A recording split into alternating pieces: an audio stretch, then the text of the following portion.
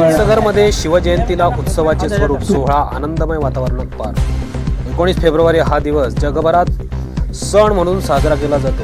हिंदवी स्वराज्याचे संस्थापक छत्रपती शिवाजी महाराज यांच्या जयंतीनिमित्त चिंचघर येथील छत्रपती शिवाजी महाराज प्रवेशद्वाराजवळ उत्सव साजरा करण्यात आला. यावेळी फटाक्यांची आतषबाजी, बालगोपाळांचे नृत्य, शिवप्रेमींनी भगवे ध्वज हातात घेऊन ढोल ताशाच्या गजरात चिंचघर येथील प्रवेशद्वाराजवळ श्रीफळ वाढून मिरवणूक काढण्यात आली. यावेळी जय भवानी जय शिवाजीच्या घोषणा करण्यात आल्या.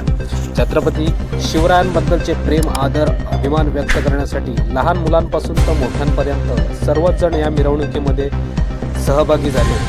अनेक लहान मुलांनी शिवरायांच्या तसेच मुलींनी जिजाऊच्या वेशभूषा परिधान केल्या होत्या. यावेळी सर्वत्र वातावरण हे भगवेमय झाले होते.